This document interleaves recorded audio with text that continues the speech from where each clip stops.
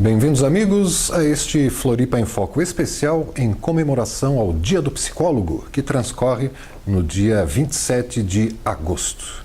Para falar sobre o assunto, conosco no estúdio, o psicólogo, presidente da Comissão de Direitos Humanos do Conselho Regional de Psicologia aqui de Santa Catarina, o Ematuir Teles de Souza. Bem-vindo, Ematuir. É um prazer. Obrigado. Recém-formado você, rapaz? Praticamente, né? Praticamente. Eu formei em 2013, né? Então sou um psicólogo recém-formado.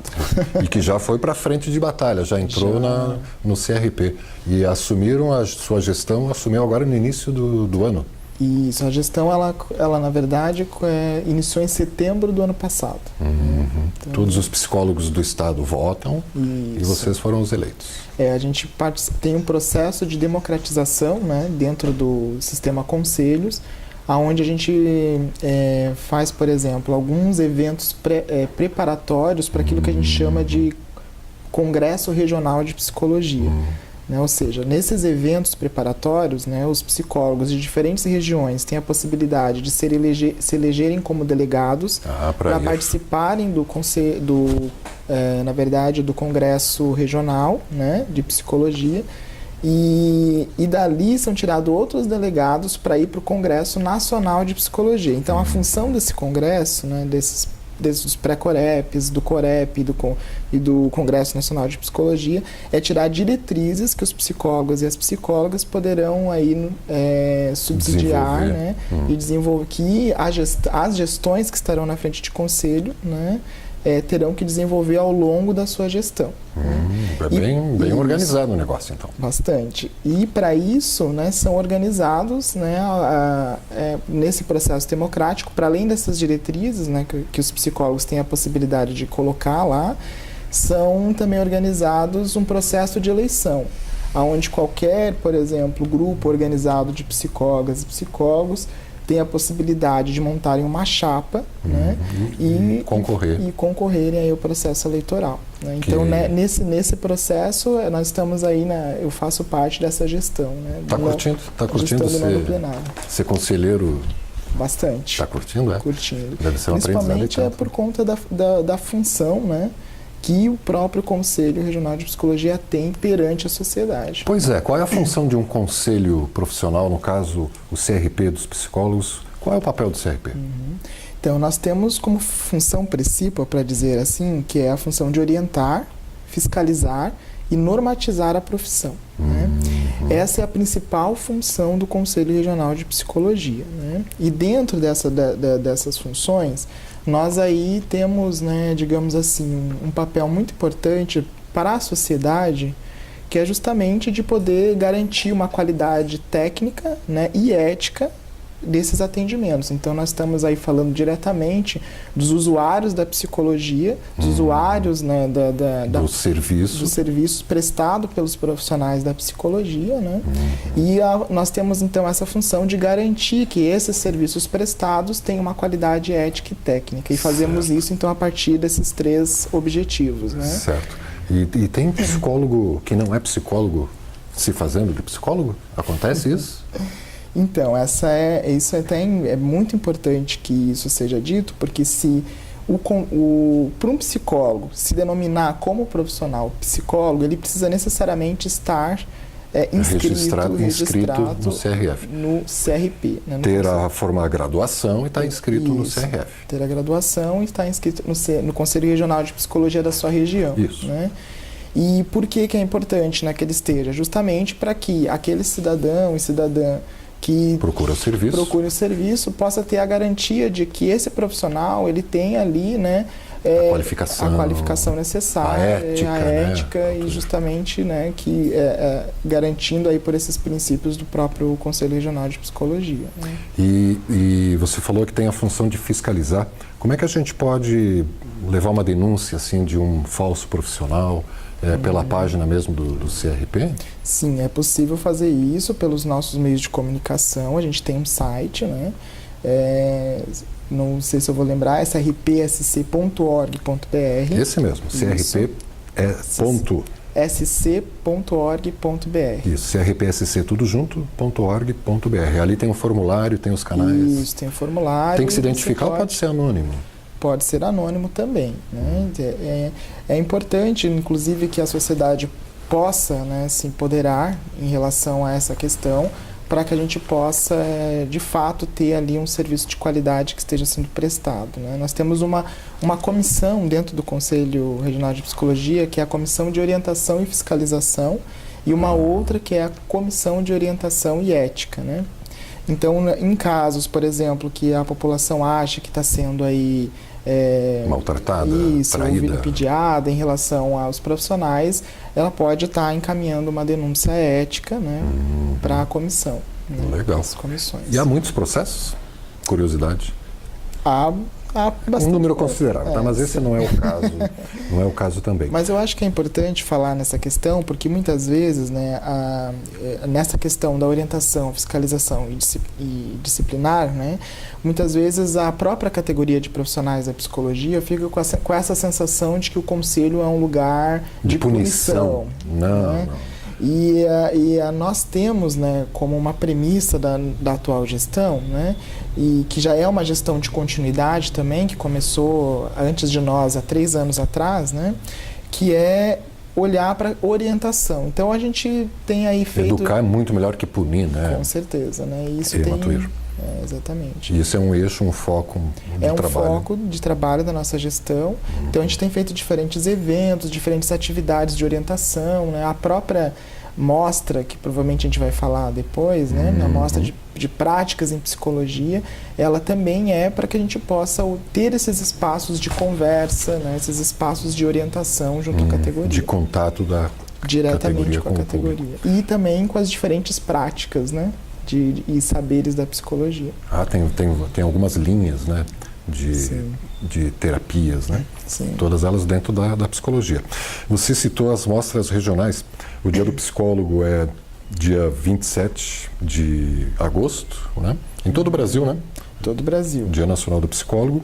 E o Conselho Regional de Psicologia aqui de Santa Catarina preparou essa mostra que o Ematuir acabou de citar.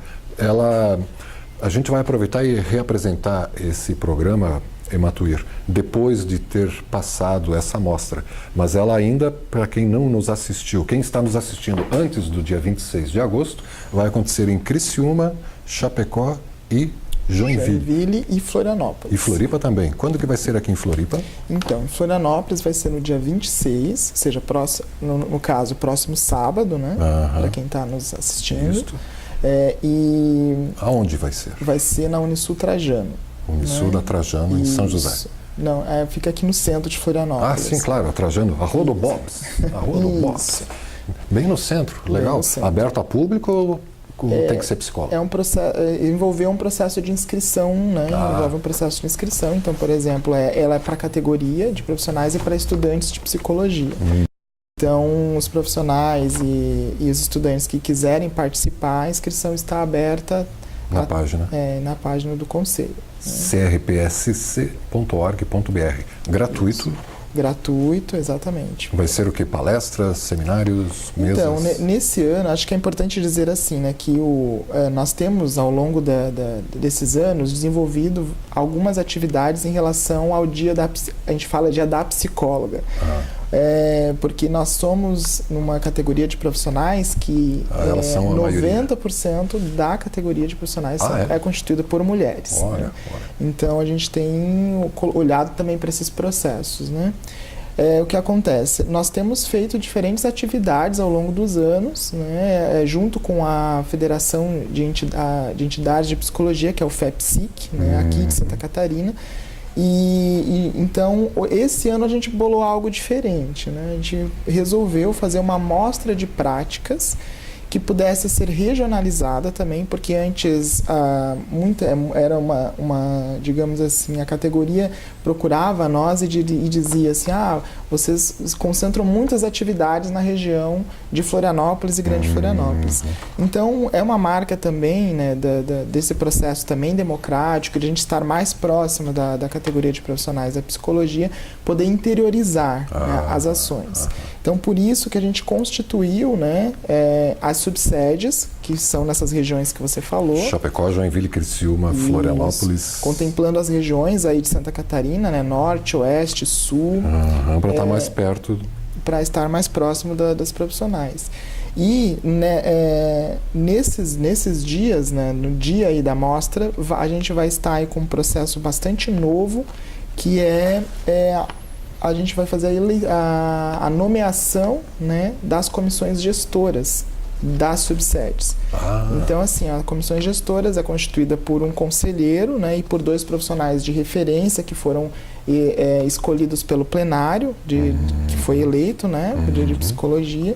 E eles vão estar à frente, então, lá nas suas regiões, desenvolvendo também a questão de orientação, a questão de atividades de secretaria e levando para esses lugares as diferentes atividades que a gente tem no Conselho, como grupos de trabalhos, comissões. Sair da capital e levar para o interior. Legal. Exatamente. E estão pensando em abrir mais sedes? Não se sabe ainda. Por enquanto, subsedes. a gente está com essas regiões que a gente fez um estudo amplo, né?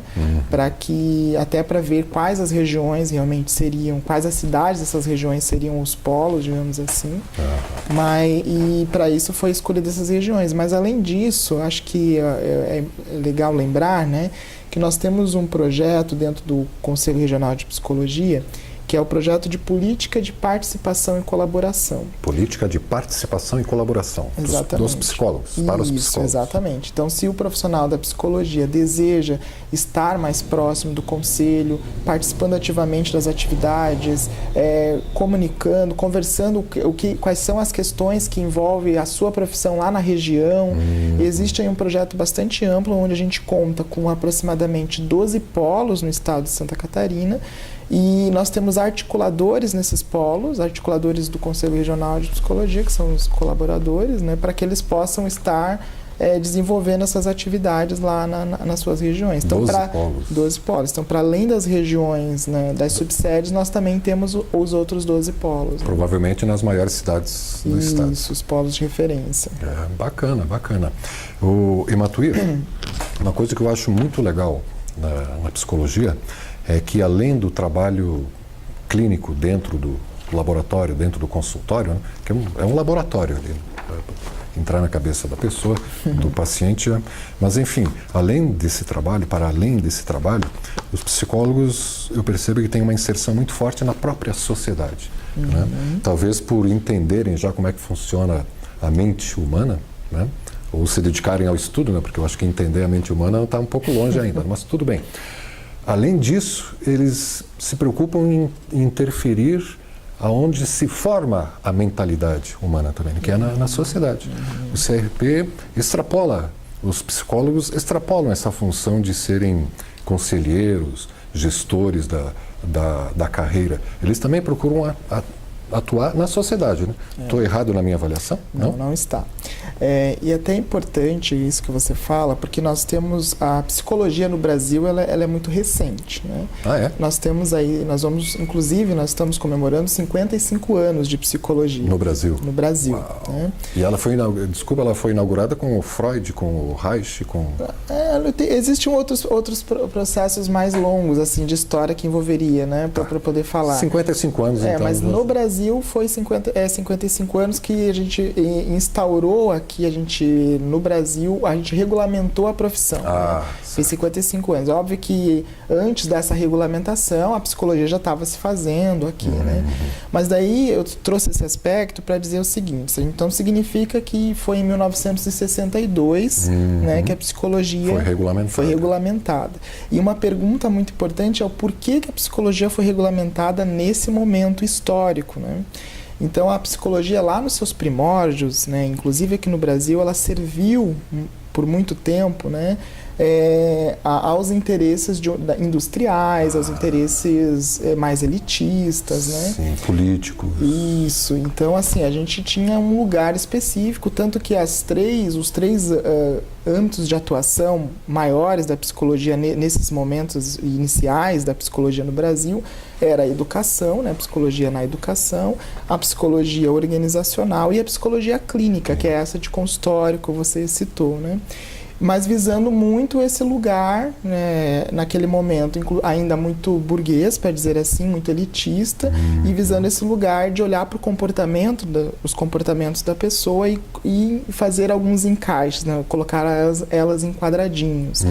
É importante dizer isso porque com o tempo, né, ainda que sejam recentes, 55 anos falando, nós como que a gente passou a se inserir e ser ali uma profissão de referência para as questões sociais? Isso, referência para questões sociais, perfeito. Então, foi com o processo, né, de democratização, né? Ou seja, quando ali em 1988, com a nossa Constituição, né, a psicologia ela passou a olhar para essas questões que a gente antes consideravam que eram internas ao sujeito, ou seja, o louco, né, a pessoa, por exemplo, que era homossexual, então o problema era localizado nela. Então a gente passou... A dificuldade de interação social... No âmbito escolar, por exemplo, a gente localizava lá naquele momento na criança, então tem alguma coisa do desenvolvimento de aprendizagem, ou seja, a gente sempre localizava no indivíduo, né? E com esse processo, a gente pode dizer assim, um processo de uma psicologia mais crítica em relação a isso que envolve uma sociedade de maneira mais ampla, o nosso foco, ela passa a ser nas questões sociais e como as questões sociais interferem nessa subjetividade. Formação da subjetividade do sujeito. Exatamente. E daí nós estamos falando do quê, né? Com isso, a gente tem ali uma ascensão das políticas públicas, né? Ou seja, a inserção, hoje a gente pode dizer assim que 50%, né, da categoria de profissionais da psicologia aqui no estado de Santa Catarina atuam em políticas públicas. Uau. Né? Então, estão no CRES, no SUS, no SUAS, enfim, eles estão atuando diretamente e daí nós estamos falando, então, de uma psicologia, né, para todas e todos, de fato, e não aquela psicologia que era elitista, somente voltada para quem tinha poder aquisitivo e acesso. Então, assim, o campo de atuação ainda é muito forte, a questão da psicologia clínica, né? São campos de atuação e que a gente valoriza muito, mas é importante a gente localizar que nesse marco histórico, temporal, que ainda que podemos considerar que sejamos jovens, né? A gente tem ali um lugar muito importante para as questões sociais. E daí envolve, acho que algo assim muito legal da psicologia nesse processo é o nosso compromisso com os direitos humanos. Uau! Isso é fundamental, né? Sim. Não há sanidade sem liberdade, né? E sem direitos, né? E sem direitos. Exatamente. E aí tem a comissão interna ali do CRP, do Conselho Regional de Psicologia, a Comissão de Direitos Humanos, que é a que você preside. Isso. E que trabalho faz essa comissão? Fica aguardando... Pois é, que trabalho desenvolve a Comissão de Direitos Humanos, o seu trabalho ali? Certo. Essa comissão, né, ela inclusive, a gente fez ali uma constituição de uma comissão que pudesse ter diferentes representantes conselheiros de outras regiões, também pensando bem nessa questão da democracia. Isso, e de regionalização das demandas, né? E nós temos uma função enquanto Comissão de Direitos Humanos que parece meio que redundante, mas é para olhar para aquilo, porque se a gente tem uma comissão, significa que a gente está considerando que existem sujeitos na sociedade cujos seus direitos são violados. Né? Então, são para esses sujeitos que essa comissão vai estar olhando com o maior cuidado, né, possível, fazendo seus encaminhamentos junto, às vezes, ao Ministério Público, junto a outras entidades que de certa maneira, estão ligadas à questão para garantir os direitos. Então, a gente está falando, por exemplo, aqui no caso de Santa Catarina, nós temos algumas frentes, né? Por exemplo, a luta pelo combate à tortura. Então, temos uma comissão específica lá no Conselho, que é a Comissão Pró-Comitê de Combate à Tortura. Pró-Comitê de Combate. Não existe esse comitê ainda aqui em Santa Catarina? Em Santa Catarina, nós não temos uma política estadual de combate à tortura. E esse nós temos aí, tem sido uma grande frente do Conselho Regional de Psicologia junto com outras entidades e parcerias, porque muitas vezes os nossos gestores também não consideram que há tortura aqui no estado. Ah, é? Não tem tortura? Não Ninguém existe foi tortura. preso, torturado, Isso. o mosquito morreu de graça, O Mosquito foi um ativista da Novembrada, né? Deu uns tapas lá no General Figueiredo e o Mosquito morreu recentemente, ninguém sabe exatamente por quê. Pô, muito bacana esse... E você falando da tortura, eu lembrei agora que aqui no estado de Santa Catarina a justiça obrigou, por decurso de prazo, não haviam feito, e por decurso de prazo, o estado de Santa Catarina teve que criar a Comissão da Verdade, que estava investigando, junto com uma comissão nacional, os crimes da ditadura. Né? Quer dizer que os caras não estão afim de mexer nessa seara. Não. E a Comissão, né, da Verdade, Memória e Justiça, nós temos uma representação ali, também. Tem um assento ali nessa cadeira. Ela continua ativa, né? Ainda estão levantando isso tudo. Né? Sim. A gente pôde fazer uma série de entrevistas com presos e torturados, todas elas terminando em choro, viu? Porque foi muito pesado o negócio, né? Então, traumatizante. E daí essa é uma frente justamente para que a gente tenha uma política, de fato, né, que possa olhar para as questões que estão envolvendo a tortura e violação de direitos aqui no nosso estado. Né? Bacana. Que todos os cidadãos sejam psicólogos, então, né? Que tenham uma compreensão da própria individualidade e que atuem, né? Atuem na sociedade. Parabéns. Obrigado. Uau, o nosso tempo está voando, Ematuir Teles de Souza, psicólogo e que preside a Comissão de Direitos Humanos dentro do CRP, 12ª Região, CRP 12, como é conhecido aqui em Santa Catarina. E uma coisa que a gente comentava antes de entrarmos no ar, Ematuir, é que o Conselho Federal de Psicologia, todos eles, estaduais também, há 25 anos engajados na luta antimanicomial. Sim. Manicômios não é legal, não é? Não. Pergunta capciosa. Né? Isso tem a ver, né? Então, essa é uma grande frente que o sistema Conselhos de Psicologia, mas não só, né? A psicologia como ciência e profissão tem demonstrado que práticas manicomiais não são processos que vai aí fazer com que a pessoa tenha um bom desenvolvimento. Na verdade, os manicômios eles serviam mais para enclausurar as pessoas, para tirarem as pessoas da sociedade, do que propriamente para... Um trabalho de cura. Exatamente. Não necessariamente de cura, né? Mas para olhar para a singularidade, para a individualidade que envolve aquela pessoa, aquele sujeito como humano. Né? E a luta antimanicomial ela é uma grande frente e ela só existe até hoje, né? Acho que isso é importante falar, porque de fato existe uma racionalidade, para dizer assim, ou algumas ações na nossa sociedade que ainda voltam para esse lugar do manicômio, né? Então a gente tem aí uma grande luta. O manicômio não é estatal, é privado, né? É um investimento particular, não é? Ou tem manicômios estatais? Então, na verdade, no Brasil, né, por muito tempo, nós tínhamos aí políticas de levar essas pessoas para esses lugares e a gente poderia até dizer, porque essa questão do estatal e do privado, ela também tem relação. Ela tem relação, né? A gente muitas vezes nomeia aquilo que é privado e aquilo que é estatal de uma maneira binária, digamos assim, né? Como se não tivesse relação, mas elas estão completamente imbricadas e têm relação com um projeto político de sociedade. Né? Então, por exemplo, não é por acaso que os famosos loucos, que eram assim considerados, eram colocados em manicômios, porque nós estávamos falando de sujeitos que não eram produtivos, digamos assim, para a sociedade. A gente então está falando de uma sociedade que é capitalista, que é neoliberal e que tem um propósito de colocar essas pessoas nesses lugares. Assim acontece, né, com o sistema prisional também, né? Ou seja, a gente vai colocar as pessoas enclausuradas, enfim. É importante a gente perceber, como sociedade, como cidadão e cidadã, agora não apenas como profissional da psicologia, né, que esses processos, ele diz respeito a um projeto de sociedade. Já né? É pensado isso. É pensado. Então, quando você toca, por exemplo, na questão da luta antimanicomial e dessa questão do Estado e do privado, nós temos aí, por exemplo, atualmente, e é bem polêmico essa questão, né, que é a grande... nós temos aí um aumento de uma política para as comunidades terapêuticas, né? Muito mais saudável, viável.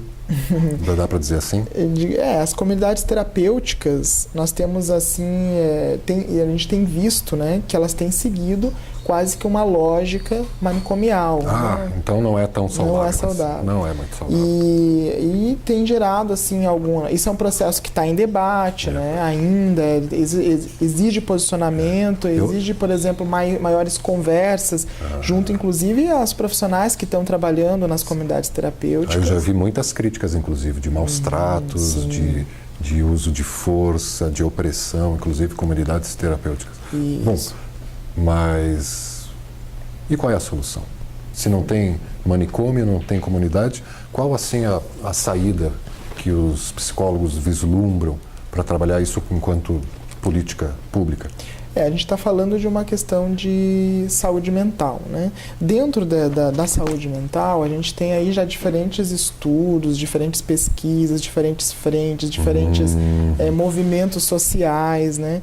Que vai demonstrar para nós, profissionais da psicologia, que as nossas práticas, elas devem considerar o sujeito, né? Ou seja... O foco tem que ser a pessoa. É isso, e as diferenças da pessoa. Há a questão, por exemplo, dos chamados loucos, né? Ou das pessoas que fazem uso desse serviço de saúde mental, ela diz respeito a um processo de diferença, de singularidade. Ou seja, a gente vai olhar, obviamente, para as questões que envolvem aquela pessoa, mas a gente também vai falar de direitos, né?